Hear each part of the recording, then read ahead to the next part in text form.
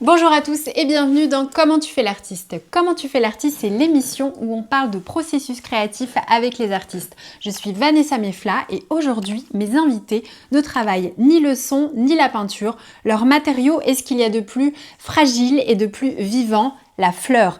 Elles ne composent pas seulement des bouquets, elles orchestrent des émotions et dans cet épisode, on va voir ce que les fleurs ont à nous dire sur leur processus créatif. C'est parti!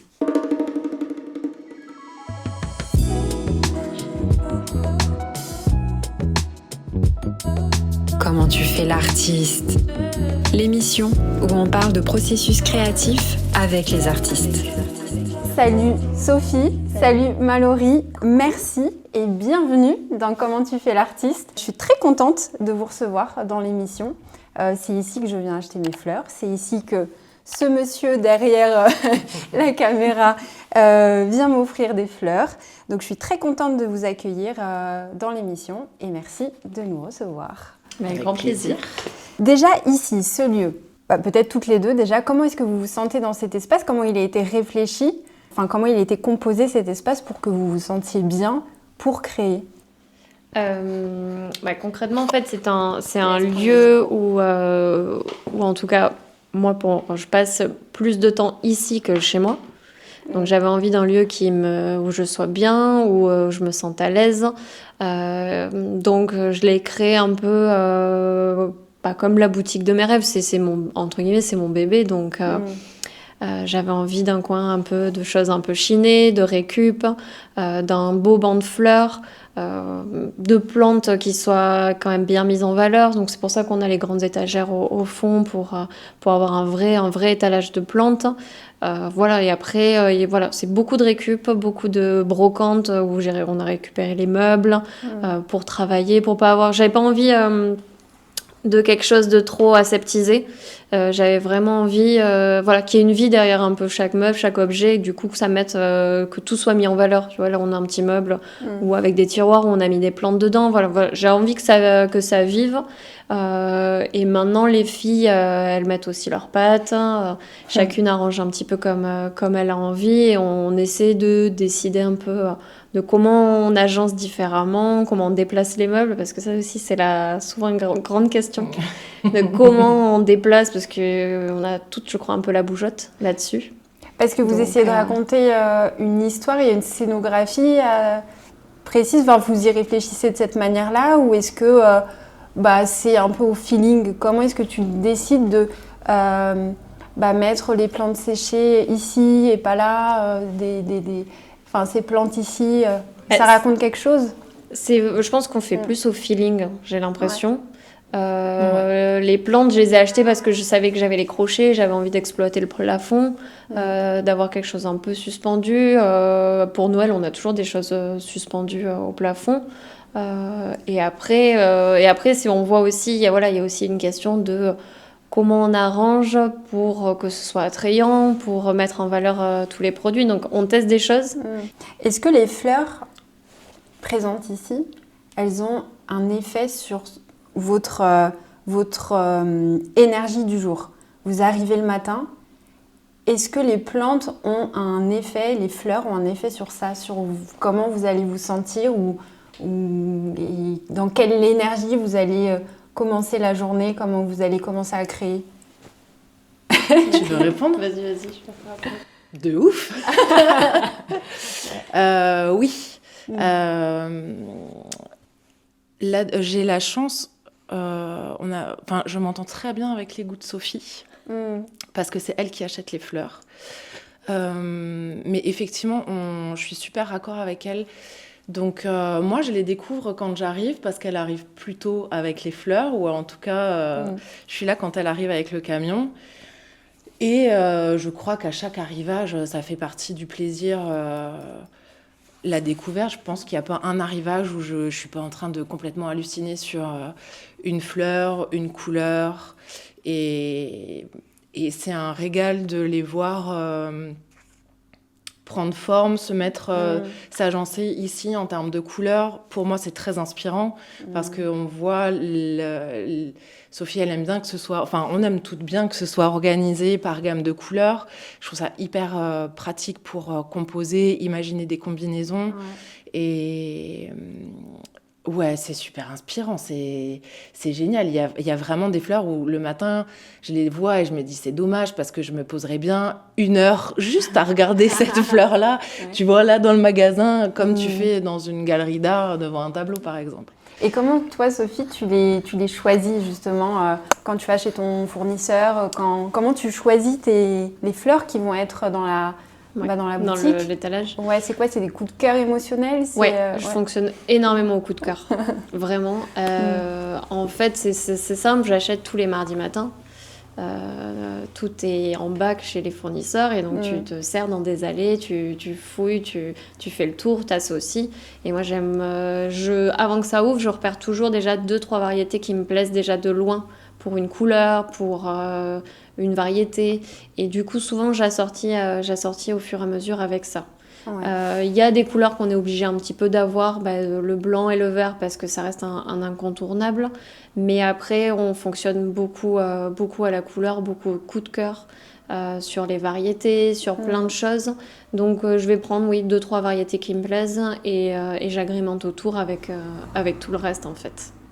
Tu te fais ta propre palette mais même sur mon chariot, chez les grossistes, c'est déjà classé par couleur en fait. Pour voir ce qui est bien, ce qui marche. De temps en temps, j'en enlève. De temps en temps, je remets des choses. On va parler de la composition après et de comment vous les créez, comment vous composez. Mais avant, juste au niveau de la technique, au début de votre formation, vous avez appris à certaines règles, j'imagine, comment couper, comment structurer. Aujourd'hui, quelles règles vous aimez transgresser justement pour retrouver toute votre liberté d'expression créative? Comment il y a des choses que vous ne faites plus volontairement parce que justement, trop de techniques tue la liberté créative. Vous voyez où est-ce que je chemine? Mais comment est-ce que vous faites avec votre expérience pour garder tout ce regard neuf et puis cette naïveté en fait du début? Je sais pas si on transgresse des techniques, mais je pense qu'on se les approprie différemment. Parce qu'en fait, malgré tout, la technique, tu vois, pour faire un bouquet, elle reste pour n'importe quel bouquet la même. Mais en fait, on se l'est adapté à notre manière de travailler, à notre manière de composer les bouquets. Tu vas pas retrouver chez nous le bouquet rond parfait où rien ne dépasse, où tout est à la même hauteur, avec ce qu'on appelle la règle d'or dans notre jargon. C'est quoi la règle d'or? La règle d'or, c'est tu as un point focal, un point secondaire et un point tertiaire et tu les retrouves visuellement dans ton bouquet. Ça te fait des choses très symétriques. Alors, tu peux faire de la symétrie aussi, mais je pense qu'on travaille plus au feeling, vraiment à la sensation de quelle fleur on va associer avec quelle autre fleur, la manière dont on va les mettre dans nos bouquets, la manière dont on va jouer sur les hauteurs. Et je pense que pour les compositions, c'est un petit peu pareil. Après, Mallory, elle a peut-être un ressenti qui est différent. Mais comment est-ce que toi, tu fonctionnes? Non, je suis assez d'accord avec Sophie. La technique, on ne peut pas vraiment s'en affranchir. Un bouquet, si tu veux qu'il soit cohérent, qu'il tienne, ne serait-ce que qu'il tienne en forme, que tu n'aies pas envie de casser des tiges, etc.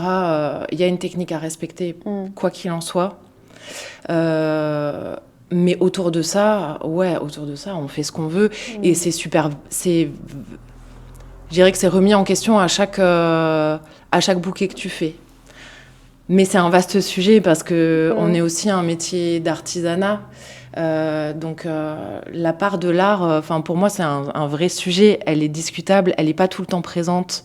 Mais justement, là, j'avais une question. Est-ce que vous vous sentez et considérez artiste au quotidien? En vrai, quand tu es venue Pardon, je ne veux pas te couper la parole. Non, mais j'allais juste te dire parce que moi, c'est évident que vous l'êtes, des artistes. Mais Est-ce que pour vous, c'est le cas ? Et t'allais me dire oui quand je suis venue te voir. Moi, c'est une question que je trouve assez intéressante. Et quand t'es venue à la boutique pour organiser tout ça, j'ai un peu cherché quand même parce que du coup, ça m'a questionnée. Ouais. Et c'est quoi la part de l'art dans ce qu'on fait, la part de l'artisanat ?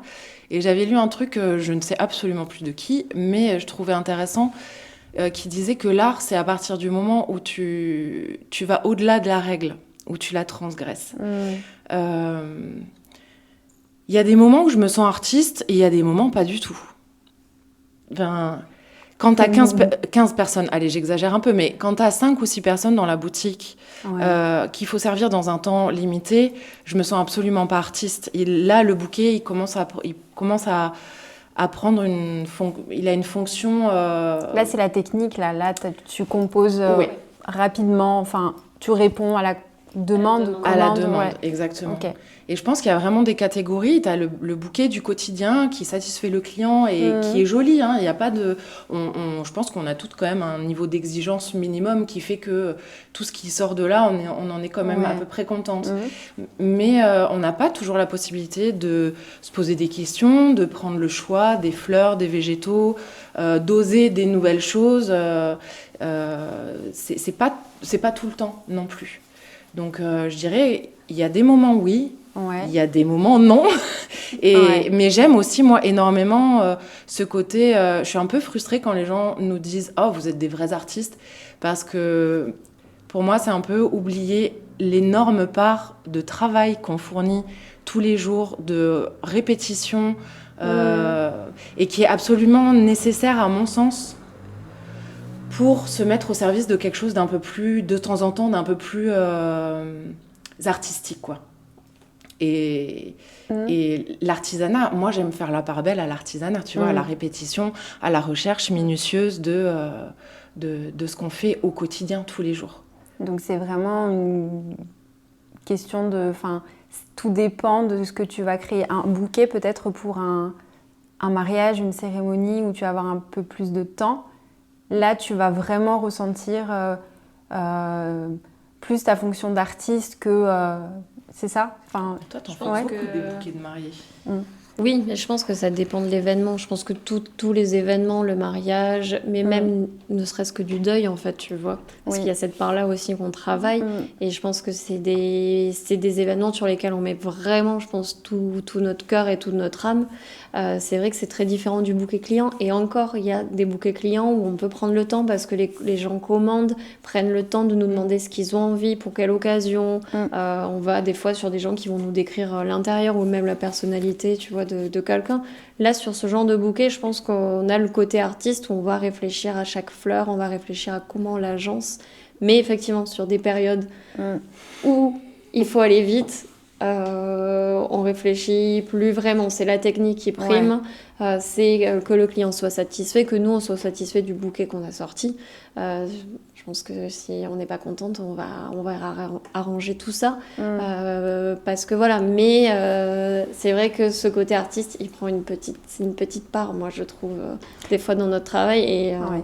Et qu'on ne se le reconnaît pas forcément entre nous. Enfin, je pense qu'on ne se considère pas toujours comme ça, alors qu'on pourrait le faire plus souvent. Est-ce que c'est difficile quand un client arrive et il a une idée bien précise de ce qu'il veut, mais avec des couleurs qui ne vont pas ensemble et qui, ça peut vous frustrer en fait de ne pas pouvoir y mettre votre part à vous de créativité et de composition et que la personne, non, moi je veux cette fleur. Comment vous ressentez, comment vous percevez la chose ? Alors, heureusement, ça n'arrive pas souvent. On est obligé de faire avec. Donc, des fois, tu essaies de le diriger aussi un petit peu sur des choses qui vont... peut-être une fleur ou une couleur qui va permettre de faire le lien entre tout ce qu'il a choisi pour harmoniser l'ensemble. Après, tu as des clients qui sont sûrs d'eux et qui veulent quelque chose. Et puis, des fois, tu peux être surpris d'associations que tu n'aurais pas naturellement fait. Et en fait, à la fin, quand tu as fait ton bouquet, tu te dis « Ah, je ne serais pas du tout partie là-dessus. » Et finalement, le rendu est pas mal. Il y a un truc derrière, il y a de l'idée. Et comment est-ce que vous faites tu parlais de bouquet autant pour une mariée que pour un deuil. Comment est-ce que vous faites pour créer le bouquet chargé d'émotions, sachant que ce n'est pas vos émotions à vous. Vous allez, comment est-ce que vous faites pour créer cette émotion-là, qui n'est pas la vôtre? Je veux bien essayer, je suis pas sûre de réussir.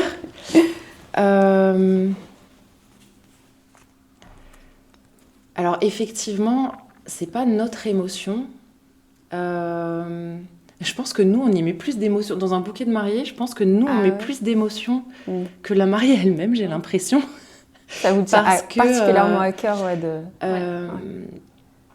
d'expérience, tout confondu, la boutique ou autre, il y a assez peu de personnes qui regardent attentivement les fleurs.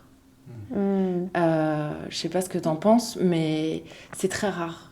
Quand tu dis regarder attentivement, c'est quoi? C'est passer un long moment à observer une fleur? Non, ça peut être 10 secondes ou moins, mais le regarder avec intention en fait.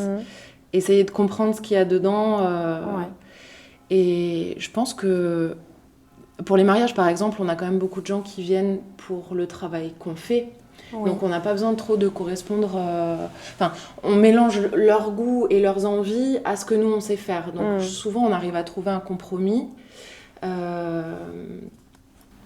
Ça arrive qu'on passe à côté en vrai. C'est rare, c'est très rare. Mais ça peut arriver qu'on nous dise que finalement non, le client ou la cliente aime pas, tu vois. D'accord. Et dans ce cas-là, tu refais. Ouais. Et je pense que... Mais je pense que ça nous arrive peut-être plus pour un bouquet boutique que pour un mariage. Oui. Parce que même quand pour un mariage, on prend quand même le temps de réfléchir au goût, de demander les fleurs que la personne aime, les fleurs que la personne n'aime pas. Ça reste plus rare qu'un bouquet boutique, je trouve. T'as passé du temps avec... Oui, voilà. On passe beaucoup de temps à discuter, à échanger. Sur les goûts. Exactement. À envoyer des idées, à voir ce qui peut plaire, ce qui peut moins plaire. Mais c'est vrai que c'est une pièce sur laquelle, moi particulièrement, je mets beaucoup de cœur là-dessus. Toutes mes plus belles fleurs, elles vont pour le bouquet de mariée. Et des fois, c'est vrai qu'on a une attente sur la réaction quand tu le donnes. Et des fois, t'es un peu déçu. J'ai mis tout mon cœur, j'y ai passé 1 heure. Il est juste magnifique. Mais il y a l'émotion aussi de la journée qui fait que des fois, il y a un peu de pudeur pour la mariée ou autre. Et en fait, le lendemain, t'as des remerciements ou t'as un retour sur les fleurs quelques jours après. Et comment justement vous composez avec le fait que ce que vous créez, c'est très éphémère. Ça reste pas. C'est quelques heures, quelques jours. Tu y mets tout ton cœur, ton énergie. Tu crées quelque chose de très beau qui te plaît. Et voilà, c'est éphémère, ça disparaît. Je pense que c'est là où justement on y met tout notre cœur, c'est qu'on se dit que ça va pas forcément rester. Donc on a envie que ce soit beau sur l'instant.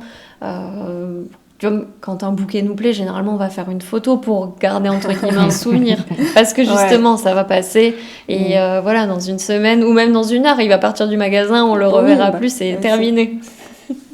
De quoi vous inspirez du coup au quotidien chacune? Quelle forme d'art vous observez pour nourrir votre travail? C'est quoi? Vous inspirez de quoi? Le cinéma, la peinture, l'architecture? De beaucoup d'autres fleuristes, déjà. Moi, je pense qu'il y a une grande part qui est faite à la couleur. J'y suis assez sensible. C'est difficile comme question, je sais pas trop. Je pense que ce qui est inspirant, c'est... je pense que j'ai plus un rapport, je sais pas, physique, charnel. Ce qui va m'inspirer, c'est ce que je vois, et ça va être des formes et des textures. Après, pour l'inspiration générale, évidemment, c'est un peu comme, je pense, la mode ou quoi, tu vois, t'as des tendances, et la fleur, c'est très... Il y a la fleur contemporaine, et il y a l'ancienne vague, mais qui revient, d'ailleurs, qui revient complètement en force, donc c'est aussi chouette de voir comment ça peut être réinterprété. Et après, moi, j'aime bien essayer. Genre, essayer moi, ce que je vois, essayer de reproduire, voir ce que ça me fait. J'ai un rapport qui est vraiment... J'ai un rapport qui est physique, quoi. Je pense que mon inspiration, elle est aussi beaucoup de mon humeur, de ce que j'ai... Ouais, j'ai pas trop fait le lien, je fais pas vraiment le lien entre comment je me sens et ce que je fais sortir du magasin. Ouais. Mais je pense qu'il y a beaucoup de l'humeur, complètement. D'accord. Et toi, Sophie ? Je pense que l'humeur, je pense qu'elle en fait partie énormément. Mais après, moi, des fois, juste en se baladant dans la rue, tu vois une vitrine, même juste des vêtements qui sont associés ensemble, tu dis, ah, ces couleurs, en fait, c'est hyper bien, ça rend bien. Des jeux de matière. Je pense qu'on s'inspire un petit peu de tout, en fait, mais sans forcément s'en rendre compte. Ouais. Pas forcément, des fois, on se dit, ah, ben ça peut être quelques semaines après, dire « Ah ben j'avais vu ça, en fait, j'ai pas pensé sur le coup, mais en fait, on pourrait faire un décor avec ces couleurs ou avec ces matières. » Je pense que tout va un peu là-dedans. Moi, j'ai en plus, je pense, la chance d'avoir une maman dans la décoration. Donc, j'ai beaucoup baigné là-dedans. Oui, ça a nourri finalement. Voilà, donc elle a toujours recherché, toujours acheté des magazines de déco. Donc j'ai toujours fouillé sur qu'est-ce qui se faisait, qu'est-ce qui était tendance, et je pense que ça et puis la manière dont tu as voulu aussi, tu as pensé cette boutique, c'est peut-être un lien aussi. Oui, avec... complètement. Elle a été, pour l'ouverture, elle a été là pour avancer avec moi, parce qu'elle avait un œil, on va dire, sur l'espace qui était beaucoup plus aguerri que le mien. Maintenant, j'ai plus besoin qu'elle soit là pour venir m'aider, mais c'est vrai qu'au départ, elle venait assez régulièrement pour réarranger des petites choses. On parle d'émotions là depuis tout à l'heure. Vous vous souvenez la première fois où une fleur a provoqué une émotion forte chez vous ou pas ? Est-ce que c'est un moment dans l'enfance ou vraiment quand vous avez commencé à exercer ce métier, cet art ? Je réfléchis. Peut-être pas, ou alors peut-être pas la première fois, ou est-ce que là, dernièrement, est-ce qu'il y a une fleur particulièrement qui vous a créé une émotion forte ?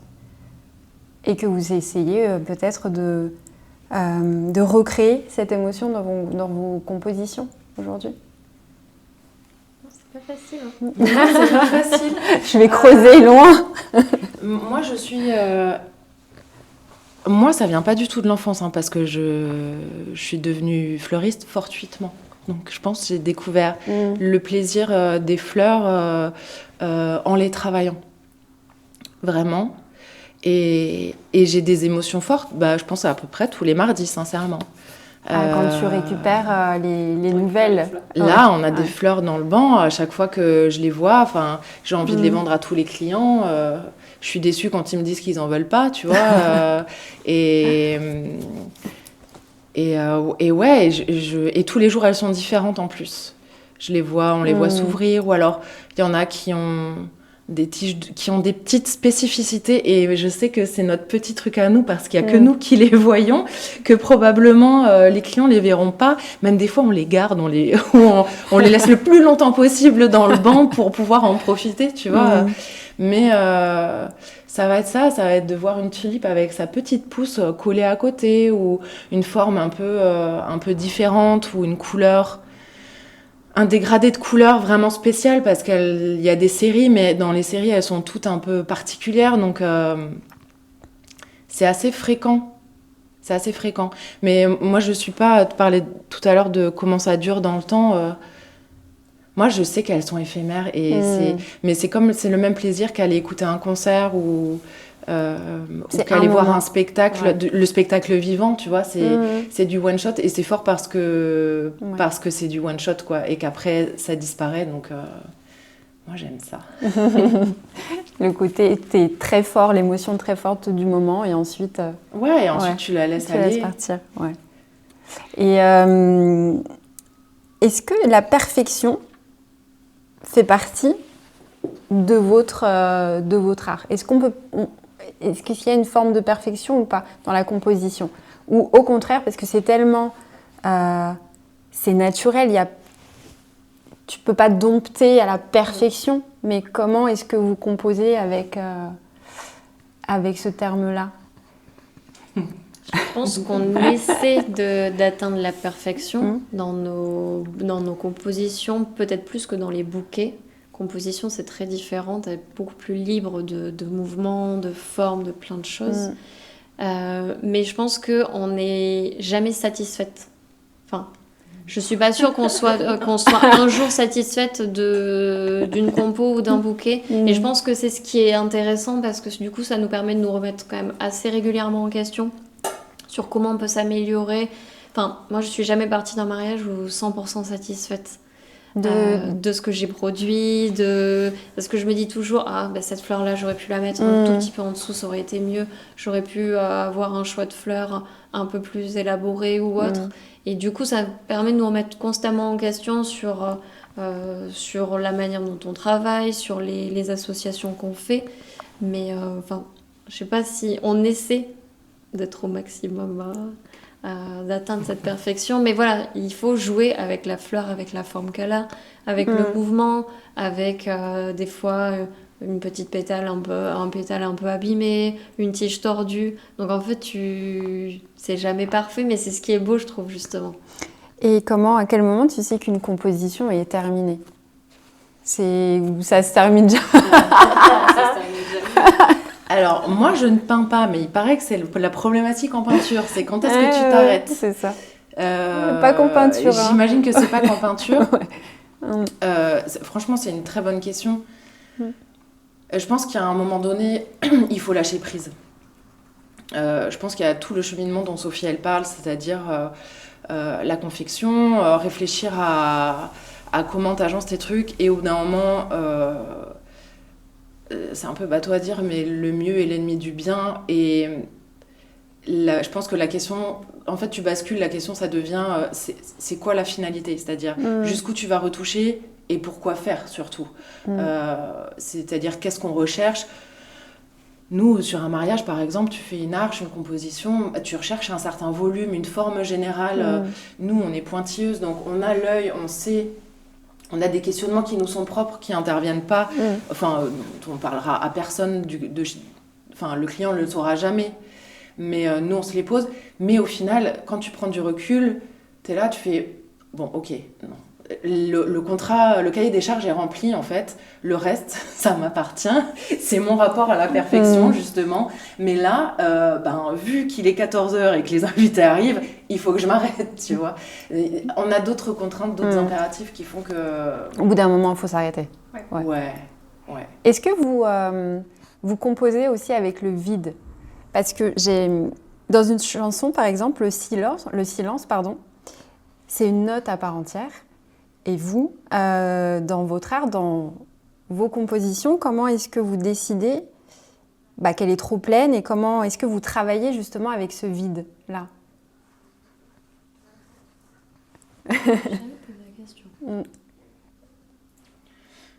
Tu parles de remplir, et puis on s'arrête pas, mais il y a le less is more aussi, que c'est t'enlèves, et c'est là où que ça apparaît.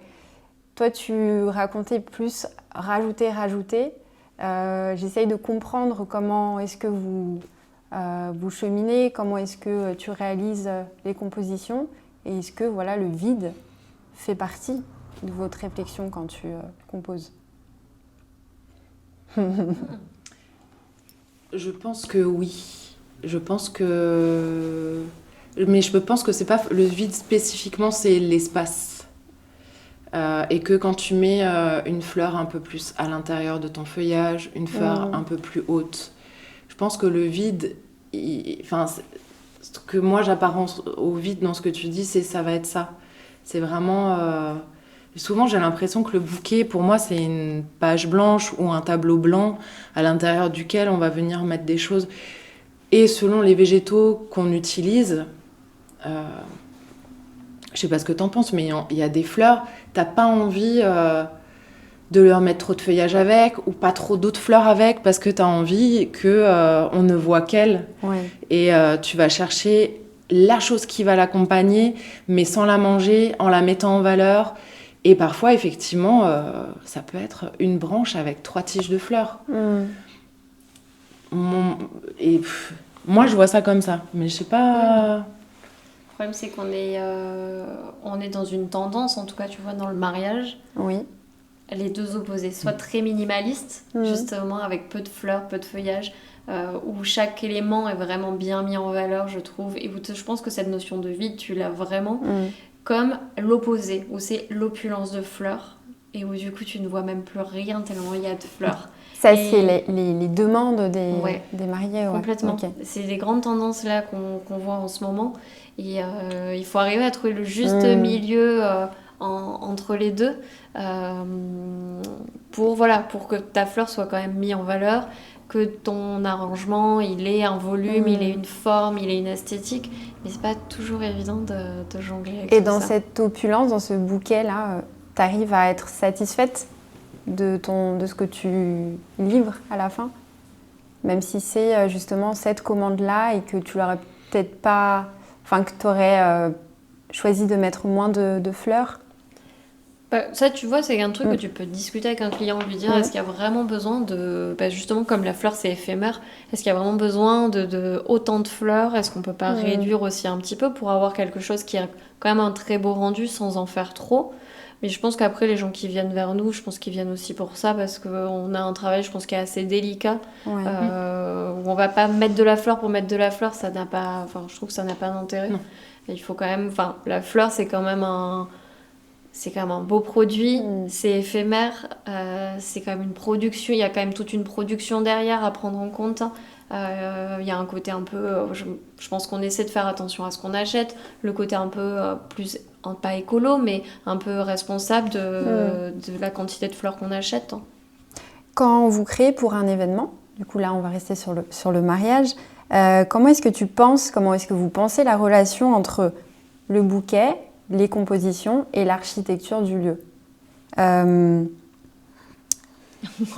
C'est quoi? Les fleurs, ça devient des sculptures? Enfin, les compositions, ça devient des sculptures? Comment est-ce que vous réfléchissez, vous travaillez sur ça? Alors, très souvent, on part d'une... on va dire, le client nous amène à une demande, avec des spécificités au niveau couleur, au niveau ambiance. Donc déjà, tu vois si les couleurs qu'il a choisies, pour le lieu qu'il a choisi, vont bien ensemble ou pas. Déjà, tu peux aussi orienter un petit peu, dire, moi, ces couleurs-là, pour ce lieu-là, je les verrai pas forcément. Je pense qu'il y a une autre gamme de couleurs à travailler, de travailler différemment. Donc, en fait, c'est tout un lien. Tu dois jongler entre les désirs du client, toi, ta perception par rapport au lieu, et ensuite, tout le côté technique de ce qui est réalisable, ce qui ne l'est pas. Parce que voilà, on peut pas non plus, on peut tout faire, mais voilà, il y a un côté technique aussi derrière. Donc tout se crée comme ça, et puis tu envoies des idées, tu envoies des inspirations, des gammes de couleurs, et petit à petit ça se crée en fait. Ça se crée pas ça se crée sur papier, mais ça se crée aussi surtout dans nos têtes sur les projets qu'on a réfléchis. Très souvent, je pense qu'on l'a déjà en tête dès le départ, et ensuite on n'a plus que des couleurs et des fleurs à mettre dessus. Est-ce que vous les dessinez? Vous avez des croquis, vous les dessinez? Oui, mais c'est son truc. Parce qu'on fait pas que le mariage. Des fois, non, mais on fait pas mal. On a de l'événementiel en dehors de ça. Moi, je n'arrive pas à concevoir, enfin à créer une image sans dessiner. C'est mort. Ouais, tu dois te projeter, tu dois... Ouais, ok. Ouais, et j'ai besoin que les volumes deviennent au moins concrets visuellement, de voir la place qu'ils prennent, sinon...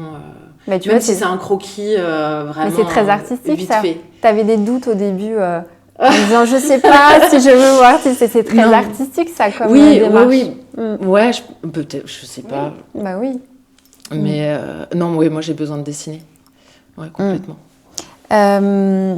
Est-ce que vous avez votre propre patte?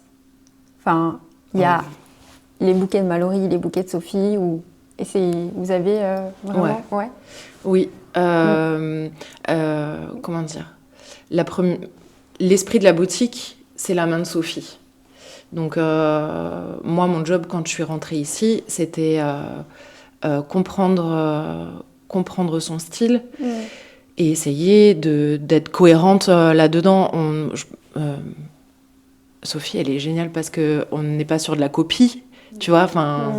Et heureusement, parce qu'en vrai, c'est impossible. Tu nous mettrais exactement les mêmes fleurs, même avec le même déroulé de bouquet, on ferait pas pareil. Mais effectivement, on a chacune notre patte. Moi, ça me fascine parce qu'il y a autant de pattes que de personnes qui rentrent dans la boutique, même si le tout est cohérent. Mais à force, on se connaît bien. Et s'il y a 3 bouquets derrière qui attendent, faits par 3 personnes de la boutique différentes, on est toutes capables de dire qui a fait quoi, ou presque. Oui, d'accord. Donc, on a quand même des affinités. Toutes avec un style, voilà, et selon le jour, l'humeur, toujours pareil. Oui. Est-ce que vous ressentez une différence entre une fleur d'automne, une fleur de printemps? Est-ce qu'il y a une émotion différente entre toutes ces fleurs en fonction des saisons ou pas? Déjà, je pense que par saison, on a nos préférés. Oui. Déjà, on a des saisons préférées. Voilà. Oui, il y a ça aussi. Lesquelles pour toi? Malo. Moi, dans la vie, ma saison, ma saison, c'est l'été. Mais effectivement, c'est ma saison, mais je reconnais que c'est pas la plus c'est pas ma préf en termes de fleurs.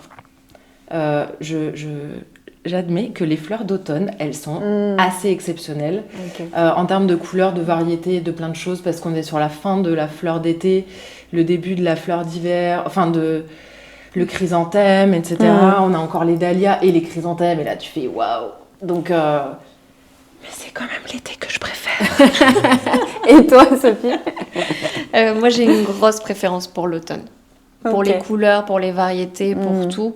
Je trouve qu'il y a un choix de fleurs, de couleurs qui est juste exceptionnel. On peut faire des choses juste dingues. Après, parce que c'est aussi une saison, voilà, les chrysanthèmes, moi c'est un truc que j'adore. On est sur la fin des dahlias qui est, je pense, ma fleur ultime. Clairement, on va pas se mentir. Et puis on est encore sur une période où aussi on a encore les productions de fermes florales. Donc on arrive à avoir des petites choses qui sont produites localement et qui nous font juste rêver quand elles arrivent, quoi. Donc c'est la fin de ces fleurs-là et je pense qu'on en profite un maximum, quoi. J'avais une question sur... on parlait de la perfection et j'avais une question sur le bouquet raté. Est-ce que ça existe? Enfin, il y a des bouquets ratés? Parce qu'il y a beaucoup d'œuvres contemporaines ou pas qui sont nées... des chefs-d'œuvre qui sont nés de ratés. Est-ce que ça vous arrive souvent ou pas? Je pense pas qu'on fasse de bouquets entre guillemets ratés parce que techniquement ils sont toujours bien. Par contre, en fonction de notre humeur, peut y avoir des semaines où on est satisfaite de rien. On a visuellement, on a l'impression de n'avoir rien sorti de bien, alors que visuellement, on a sorti des jolis bouquets ou autres. On a des belles fleurs, mais il y a des semaines où tu es dans un mood qui est pas idéal et tu sais pas pourquoi. Tu as l'impression que tout ce que tu fais n'est pas beau, est raté, n'est pas cohérent. Et des fois, ça peut durer. Ça peut durer 15 jours, 3 semaines facilement. Heureusement, c'est pas des périodes qu'on a ensemble. Donc, c'est pas mal. C'est encore les problèmes d'artistes, ça. Mais ouais. Ah oui. Mais complètement. De ne pas être satisfait de son travail et de remettre en question. Il y a énormément d'artistes qui n'ont jamais voulu rien sortir et que les œuvres sont sorties après leur mort parce que ils n'étaient pas satisfaits et finalement c'est des chefs-d'œuvre. Est-ce qu'il y a des clients qui vous mettent dans une incapacité à composer normalement, en tout cas avec sérénité et liberté? C'est moi qui réponds. Comme tu veux. Vas-y. Ouais, ça dépend de chaque client, mais c'est vrai qu'il y a des clients qui ont une approche assez... heureusement, ça nous arrive pas souvent, mais une approche un peu froide, ou des gens très pressés, et en fait, qui vont te mettre qui vont te faire ressentir leur stress parce qu'ils n'ont pas le temps, parce qu'ils sont pressés, il faut que tu ailles vite. Et du coup, ça te met une pression à choisir tes fleurs, à faire ton bouquet, donc il faut que tout aille vite, et ça c'est compliqué, donc ça te met déjà pas dans une très bonne position, je trouve. La plupart du temps, on a quand même des clients très, très agréable. Mais je pense qu'un client qui n'est pas dans une bonne période, dans une bonne attitude, en fait, il te le fait ressentir. Et je pense que malheureusement, je pense que des fois, ça se ressent dans le bouquet que tu vas créer. Quand il part, tu te dis j'aurais dû faire ça un peu différemment, j'aurais dû changer ça. Mais de un, t'as pas forcément le temps. Il avait pas forcément envie que tu prennes trop de temps non plus. Donc tu fais pour qu'il soit satisfait, pour que ça lui convienne. Mais il manque le petit truc qui aurait pu tout changer, je pense. Et je vous ai pas posé cette question, mais qui me paraît qui va vous sembler peut-être basique, évidente, mais vous avez quel rapport avec les fleurs, la nature, en dehors du métier que vous exercez, de manière vraiment générale? Alors moi, je passe tous mes dimanches à la montagne. J'ai un gros rapport à la nature. Mais c'est vrai que je pense que pour moi, c'est essentiel en plus des fleurs. Parce que même si on est dans un environnement entouré de fleurs et de plantes, on n'est pas dans la nature. Donc moi, j'ai besoin d'aller à la montagne, d'aller me balader, d'aller à la campagne, de ramasser des branches, de ramasser de la mousse, d'avoir plus ce contact-là pour le coup physique que ce qu'on a au magasin. On a des profils hyper différents pour le coup. Toi, t'es citadine. Moi, je suis une vraie citadine. Et j'ai une approche aux fleurs qui est plus... moi, ce qui me plaît dans mon boulot, c'est l'esthétique, énormément, et la technique. J'ai été danseuse et ça, pour moi, c'est le point commun avec la fleur. C'est-à-dire, j'aime le travail répétitif. Et j'aime aussi que dans ce travail-là répétitif, il y ait en permanence une recherche artistique, esthétique. Je préfère dire esthétique, de jouer avec parce que c'est tous les jours différents et que les lignes bougent tout le temps, que l'enjeu il soit tout le temps différent. Ça c'est mon dada. Et puis moi, je rêve de grands décors, de trucs. Sophie, elle me voit sur les mariages, je suis la plus heureuse. Enfin, j'aime l'événementiel, j'aime cet aspect-là aussi. Donc, la nature, une fois de temps en temps, le week-end, ça va, mais j'aime bien revenir en ville. Et puis, tous les jours, quand même, toute la semaine, t'es entourée de... Oui, non, mais quand même, bien sûr. Et j'aime les fleurs, j'aime les plantes vertes autant que les fleurs, mais effectivement, non, la nature, j'ai pas besoin d'y aller trop plus souvent. T'es connectée, quoi qu'il arrive. Les filles, on arrive à la fin de l'émission. Déjà, c'est passé vite. Oui, c'est passé vite.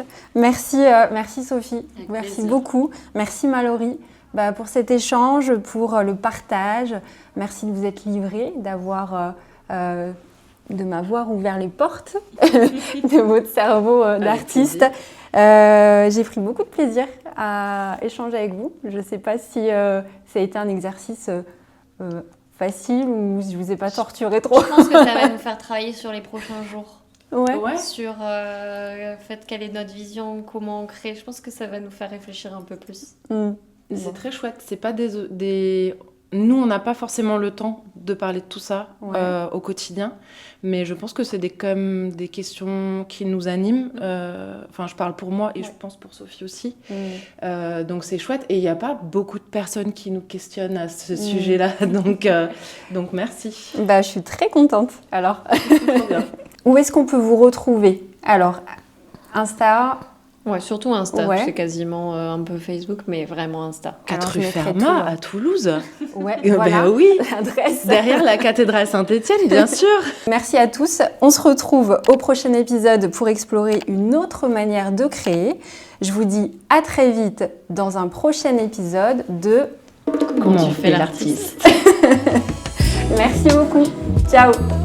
Merci. C'était cool. Plaisir. Ouais, merci beaucoup.